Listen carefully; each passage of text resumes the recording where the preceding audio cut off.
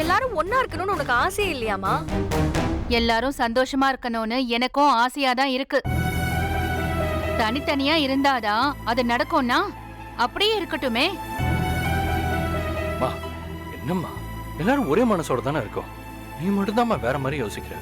நீ சொல்லியிருந்தானே அவன் கேட்டிருப்பான்ல. நீ வேணும் ஏதோ பண்ற மாதிரி இருக்குமா?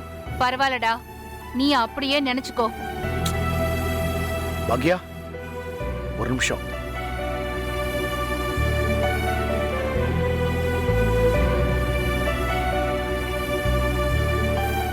இந்த பாரு பாக்யா, நமக்குள்ள மாற்று கருத்துக்கள் வரலாம், சண்டைகள் வரலாம். ஆனா அதையும் தாண்டி குடும்பங்கிறது ரொம்ப முக்கியமான ஒரு விஷயம். குடும்பத்தில் இருக்கிற எல்லாருமே இப்போ ஒன்னாவே இருக்கணும். குடும்பம்தான் நமக்கு பலம், வரம், எல்லாமே குடும்பம்தான். நம்ம குடும்பங்கிறது, நம்ம ஃபேமிலிங்கிறது ஒரு பூமாலை மாதிரி. அதுல இருந்து கொஞ்சம் பூ உதிர்ந்துட்டாலே இந்த மாலைக்கு மரியாதையே இருக்காது. நீங்க சொல்றதெல்லாம் கேட்க நல்லதா இருக்கு. ஆனா அத நீங்க சொல்றதுதான் ரொம்ப வேடிக்கையா இருக்கு. சரி, இது வரைக்கும் நிறைய நடந்துருச்சு, என்ன வேணா நடந்திருக்கட்டும்.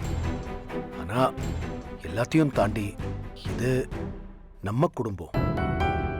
நம்ம எல்லாருமே ஒத்துமையா ஒன்னா இருக்கணும். ப்ளீஸ் புரிஞ்சுக்க பாக்யா. எழில் வீட்டை விட்டு போன உடனே நான் அவனை பார்க்க போயிருந்தேன். வீட்டுக்கு திரும்பி வான்னு கூப்பிட்டேன். ஆனா அவன் முன் பிள்ளையாச்சே, அதான் வரல. இப்போ கூட எல்லாருமே சேர்ந்து பேசி மறுபடியும் எழிலையும் அமிர்தாவையும் நிலா பாப்பாவையும் நம்ம வீட்டில் தங்க வைக்கலாம் தான் நினைச்சோம். ஆனா இதான் வேண்டான்னு சொல்லிட்டியே. ப்ளீஸ் பாக்யா, கொஞ்சம் இந்த விஷயத்தை பத்தி பொறுமையா யோசி. இது நம்ம குடும்பம். தயவு செஞ்சு நம்ம குடும்பம்னு பேசாதீங்க. நம்ம குடும்பம்னு ஒண்ணு கிடையவே கிடையாது. பாக்யா, இதோ பாருங்க, எனக்கும் சத்தமாவும் கோவமாவும் பேசுறதுக்கெல்லாம் தெரியும்.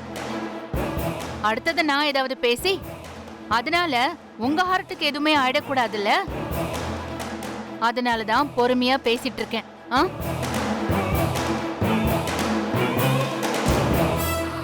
என் பசங்க விஷயத்துல தலையிடுறது, குடும்ப விஷயத்துல முடிவெடுக்கிறது எல்லாத்தையும் இதோட நிறுத்திக்கோங்க.